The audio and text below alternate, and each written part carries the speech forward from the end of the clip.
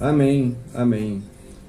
Queridos irmãos e meus amados ouvintes, vamos lá para Êxodo. Êxodo capítulo 6, versos 6 e 7. Os irmãos que tiverem condições de abrir a sua Bíblia, acompanhem. Êxodo 6, versículo 6 ao versículo 7. E assim diz a palavra do nosso Deus. Portanto, diz aos filhos de Israel: Eu sou o Senhor, e vos tirarei debaixo das cargas do Egito, e vos livrarei da sua servidão, e vos resgatarei com o braço estendido e com grandes manifestações de julgamento. Tomar-vos-ei por meu povo, e serei vosso Deus, e sabereis que eu sou o Senhor, vosso Deus, que vos tiro debaixo das cargas do Egito. Pai Santo e Eterno Deus, muito obrigado, Senhor, pela Tua palavra. Sabemos que ela está aberta diante de nós e diante de Ti, ó Deus, e ela é poderosa para falar ao nosso coração nesta noite. Que a Tua graça esteja nos auxiliar, que a Tua graça abra o nosso entendimento, Pai, através do Teu Santo Espírito, para que assim possamos meditar um pouco nela e refletirmos, Senhor, na obra que Tu fez e na obra prometida na Tua palavra. Em nome de Jesus nós oramos. Amém. Meus queridos, aqui a palavra está falando quando logo o primeiro encontro com o Faraó, quando Deus envia Moisés a Faraó e a promessa deles serem libertos do Egito. Então o Senhor diz: portanto, diz aos filhos de Israel: Eu sou o Senhor, eu vos tirarei, eu vos resgatarei,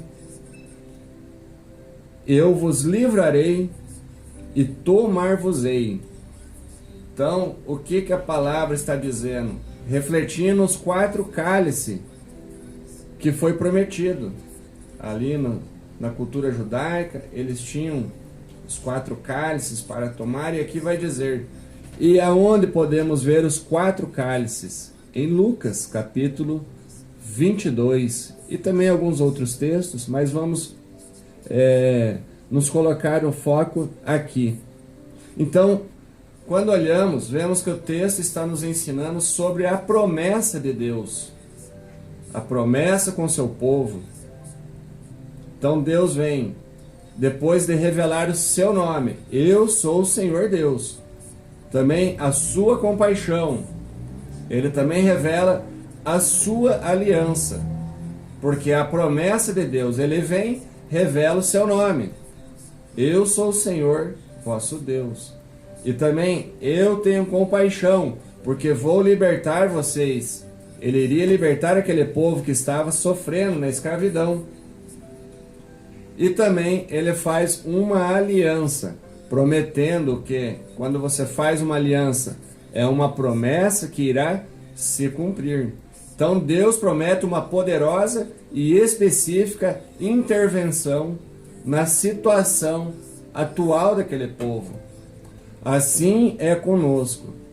Quando olhamos para a palavra de Deus, vemos que a Escritura nos mostra que Ele fez uma intervenção pela situação de nós pecadores. Então assim é a promessa que temos, onde o nosso Senhor Jesus Cristo veio e cumpriu esta promessa, essa intervenção que foi prometida lá no Velho Testamento, lá no Antigo Testamento, como vemos aqui em Êxodo, vem se cumprir em nosso Salvador. Porque a palavra diz ali, ó: e vos livrarei da sua servidão, e vos resgatarei com o quê? Com o braço estendido. Lembra o que aconteceu no final de semana? É relembrado por todas as pessoas aí? A Páscoa, simbolicamente. Quando olhamos para um braço estendido, quem é que nos lembra? O nosso Salvador morreu com o quê? Com os braços estendidos. E com grande manifestação de julgamento. Então Deus disse: vos tirarei, vos livrarei, vos resgatarei e tornar-vos-ei a trazer como meu povo, e eu serei o vosso Deus, e sabereis que eu sou o Senhor, o vosso Deus, que te tiro debaixo das cargas do Egito. Jesus Cristo veio e nos tira debaixo das cargas do pecado. Essa é a promessa. Então ele diz: vos resgatarei. Tirarei. O que é tirar? É libertar, trazer, mudar. Então vos resgatarei, literalmente, serei um parente resgatador. No hebraico a palavra é goel, que diz, a palavra que sugere um íntimo relacionamento pessoal. Então quando trazemos para o hebraico, o goel diz assim: isto é um relacionamento, um parente resgatador. Um relacionamento íntimo, pessoal, entre o resgatador e o resgatado. Então, aquele que resgata e aquele que foi resgatado agora passam a ter uma íntima comunhão, uma comunhão pessoal. Vamos olhar para Gênesis, capítulo 48, versículo 15 e 16. Podemos ver aqui o que diz. E ali fala sobre a bênção dos filhos de José. Diz assim: e abençoou a José, dizendo, isto é quem? Israel, Jacó. E abençoou a José, dizendo, o Deus em cuja presença andaram meus pais. Quem eram os pais? Abraão e Isaque. O Deus que me sustentou durante a minha vida até este dia. O Deus que estava com Jacó, guardando, livrando. E ele diz assim: o anjo que me tem livrado de todo mal, abençoe estes rapazes, seja neles chamado o meu nome, e o nome de meus pais Abraão e Isaque, e cresçam em multidão no meio da terra. Então o que é? A promessa, este Deus estaria com o povo de Israel. Então o Deus que me sustentou, literalmente, o Deus que pastoreou Jacó todo o tempo. E aqui esta é a primeira referência a Deus como pastor nas Escrituras. Não é explicitamente, mas implicitamente podemos ver Deus agindo como um pastor fiel que faz o quê? Resgata, que cuida. Então é quando ele diz, aqui em Êxodo, e eu vos livrarei. A palavra livrado pode ser colocada como significado de redimido. Em vez de livrado, é melhor colocado como redimido. Quer dizer, goel, no hebraico, usado pela primeira vez na Bíblia para significar o quê? Salvação, salvar, remir, ou ser um salvador, um libertador. Quem é o nosso libertador? Quem é o nosso remidor? Quem é o nosso goelo? Jesus Cristo. Lembra do livro de Ruth? Quando olhamos para Ruth, lembramos de Boaz, o resgatador? O parente resgatador é uma tipologia de Cristo. Quando diz, versículo 9 de capítulo 3 de Ruth, disse ele, quem és tu? Ele respondeu, perguntando para Ruth, sou Ruth, tua serva, estende a tua capa sobre a tua serva, porque tu és o resgatador. Eu vim te buscar. Versículo 12, ora, é muito verdade que eu sou o resgatador. Então, Boaz era um tipo de resgatador. Cristo é o nosso resgatador. Então isso, amados, nos remete a Lucas 22, quando olhamos os 4 cálices, quando Cristo bebe os 4 cálices, porque ele precisava passar para quê? Para nos tirar, para nos livrar, para nos resgatar e para nos tomar como seus filhos. Então, o primeiro cálice significa que você não trabalhará mais como escravo. Está lá em Êxodo 6, aqui é em Lucas 22, 17. Qual o primeiro cálice que o nosso Senhor teve que tomar? Capítulo 22, versículo 17 de Lucas. E tomando um cálice, havendo dado graças, disse: recebi e reparti entre vós. Então, chegando a sua crucificação, Jesus estava com seus discípulos para cear. E o que ele fez? E tomando um cálice, havendo dado graças, disse: recebi e repartir entre vós. Então ali em Êxodo está falando desse cálice, quando é o livrar, quando é o vos tirarei, quando Deus ia nos tirar, ele está significando eu vos tirarei. Ou seja, esse cálice que você está tomando é o cálice que você não trabalhará mais como escravo. Ou seja, o Senhor está te tirando da escravidão. Cristo está te libertando do pecado, da pena do pecado. Então aqui o Senhor diz que o que ele muda? Ele muda o que você é. Ou seja, você não é mais condenado como um pecador. Então ele diz que está fazendo o quê? Mudando. Está deixando de ser um escravo. Você está deixando de estar debaixo da carga do Egito ou da carga do pecado. Porque o pecado de Adão agora foi colocado sobre Cristo. Cristo nos liberta do pecado, da condenação do pecado. Então, da pena do pecado. Então, o Senhor muda o que você é. Deixamos de ser escravos debaixo das cargas do pecado, assim como aquele povo que Deus tirou, resgatando. Eu vos tirarei. Ou seja, você não trabalhará mais como escravo. Mas, irmão, você falou que era 4 cálices. E agora, cadê o segundo? Lucas, vamos lá. Primeiro, Lucas 22, 17. O segundo, Lucas 22, 20. Semelhantemente, depois de cear, tomou o cálice, dizendo: este é o cálice da nova aliança no meu sangue, derramado em favor de vós.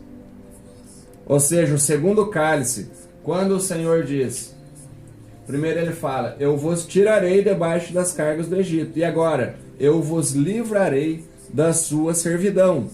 O segundo cálice, você não será mais o quê?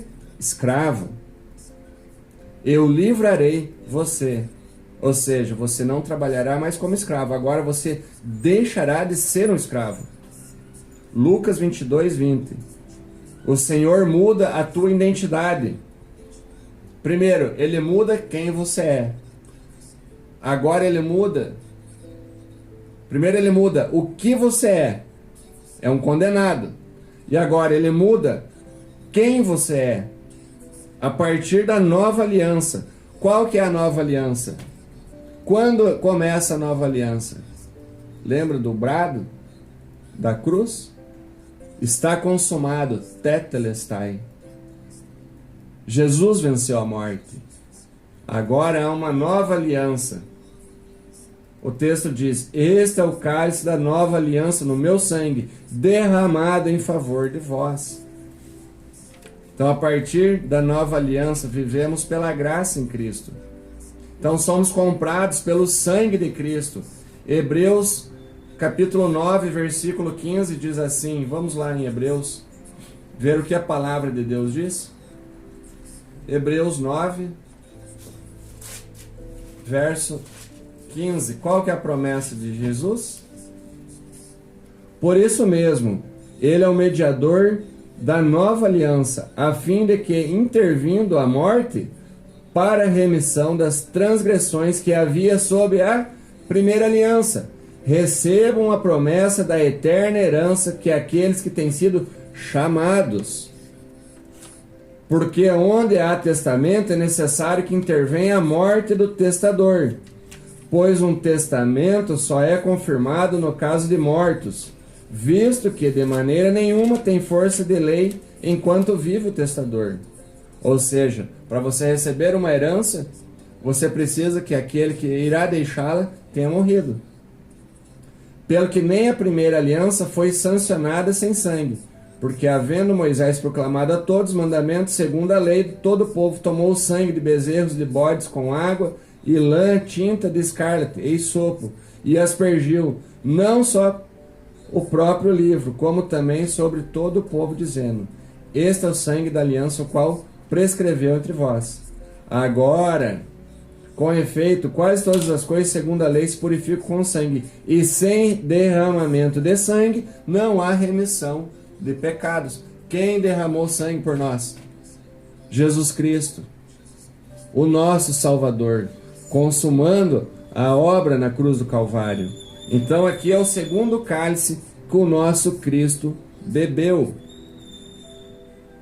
Jeremias 31 tem a promessa. Quando nós lemos também para o texto de 1 Coríntios, capítulo 11, versículo 25, quando participamos da ceia, esta é a nova aliança feita através do meu sangue, fazei em memória de mim. Então temos a promessa. Agora, o terceiro cálice que o nosso Senhor bebeu, lembra? Primeiro cálice, que está lá em Êxodo, vos tirarei, Jesus toma, Lucas 22:17. Segundo, semelhantemente depois desse ar, aqui é o segundo cálice. Então no primeiro, você não trabalhará mais como escravo. No segundo, você não será mais escravo. E o terceiro cálice, que está lá em Êxodo, vos tirarei, vos livrarei e vos resgatarei. Então o terceiro cálice que Jesus bebeu, Lucas 22:42, diz assim: dizendo: Pai, se queres, passa de mim este cálice, contudo, não se faça a minha vontade, e sim a tua. Foi feita a vontade de Cristo naquele momento? De maneira nenhuma. Mas ele teve que beber o cálice. E qual era o cálice? Ser crucificado na cruz. Levar o meu e o seu pecado. Nós, pecadores, merecedores da condenação eterna. Como diz a palavra de Deus, pessoas que não creem já estão condenados. Então, quando nós não críamos, já éramos condenados.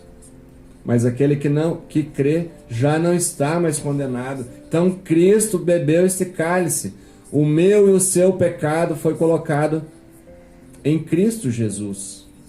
Então o cálice, o terceiro cálice está aqui, dizendo: Pai, se queres, passe de mim este cálice. Não faça a minha vontade, mas a tua. Cristo queria que fosse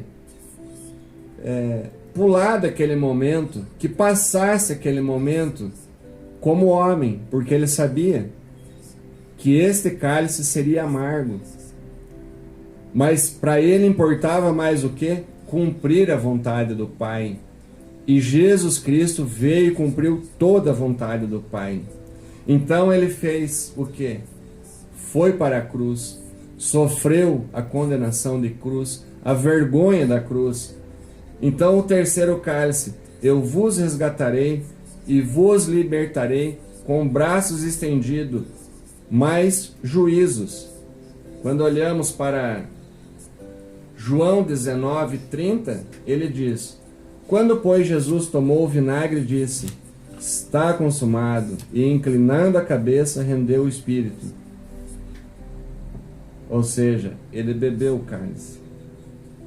Ele bebeu, ele passou com os braços estendidos, cumprindo o que Êxodo 6 diz. Então o Senhor Jesus Cristo precisava encarar e tomar este cálice sozinho. Nós não estávamos lá. para passar com ele. Seus discípulos o abandonaram. Ele tomou sozinho, bebeu aquele cálice.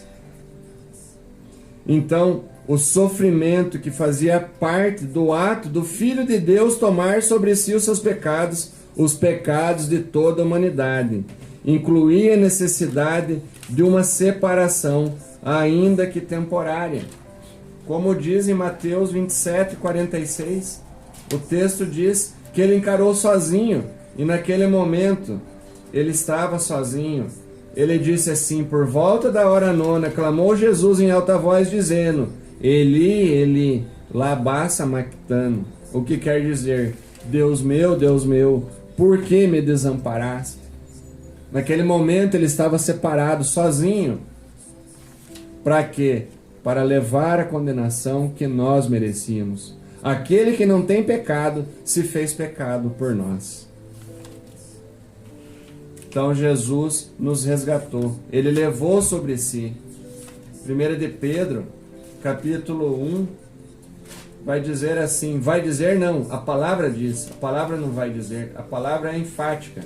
E diz assim, 1 de Pedro, capítulo 1, versos 18 ao 21.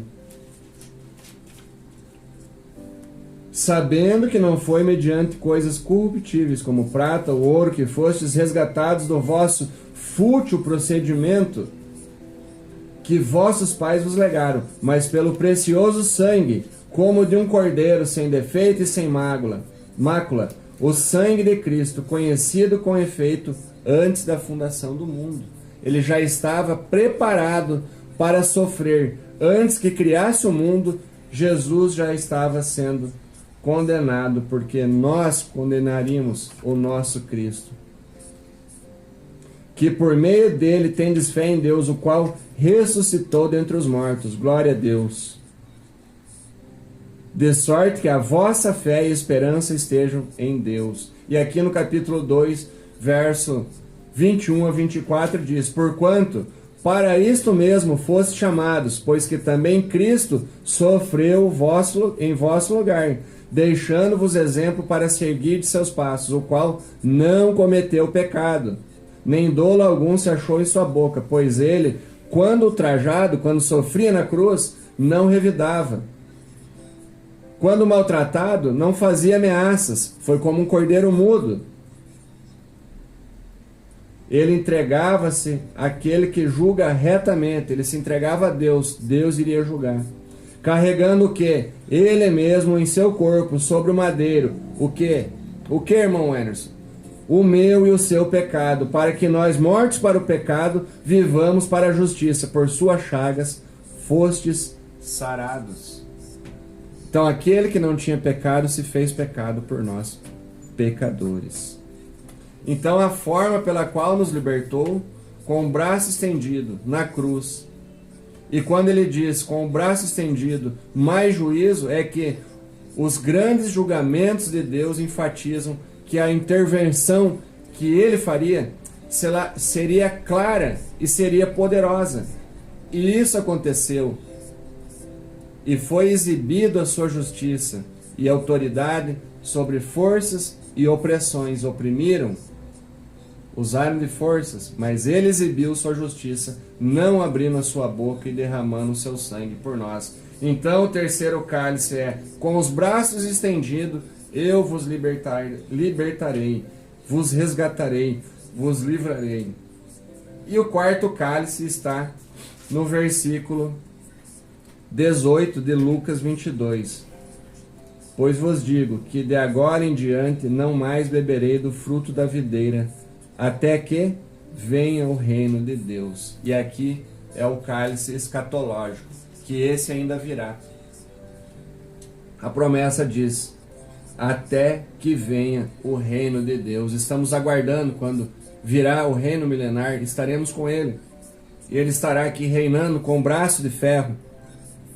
E ele diz: vos tomarei por meu povo. Este é o quarto cálice. O quarto é escatológico, que ainda virá. Os três primeiros ele tomou. E se ele cumpriu os três, ele cumprirá o quarto, e isso está muito próximo. Então, este é o cálice escatológico, até que venha o que? O teu reino. Então, a Páscoa cristã contempla o futuro, quando Cristo voltará. Quando Cristo voltar e reinar. O próprio texto aqui em Lucas 13, 29 diz assim: muitos virão do Oriente, do Ocidente, do Norte e do Sul e tomarão lugares à mesa no reino de Deus. Então isto é, muitos gentios. Romanos 11, 25, estarão na mesa. Na mesa do reino, refere-se o quê? Ao banquete messiânico. Mateus 22, 2. E Apocalipse 10, 19. Quando, irmão? Quando estaremos com Cristo nas bodas do Cordeiro. Quando o Senhor receber a sua noiva, pura, sem defeito, aguardando, como uma noiva entra pura com seu vestido branco, lembrando, uma noiva pura que não foi tocada. Assim o Senhor está purificando a sua igreja. Então ele tomou os 4 cálices, os 3 cálices, e o quarto ele tomará. E assim nós estaremos com ele, como noivas, a noiva, sua igreja, esparramada lá na Suíça, esparramada na China, nos Estados Unidos, em Telêmaco Borba, em todos os lugares, aqueles que foram comprados com o sangue do Cordeiro. Então devemos esperar, ansiosos pela vinda do nosso Senhor e Salvador Jesus Cristo. Sabemos que Ele ressuscitou, que Ele cumpriu. Então Deus nos mostra que Ele é o Senhor que promete não apenas libertar os israelitas das cargas do Egito, que os oprimem, mas resgatá-los com um braço poderoso. Com esse braço você pode ser resgatado esta noite. Amém? Amém.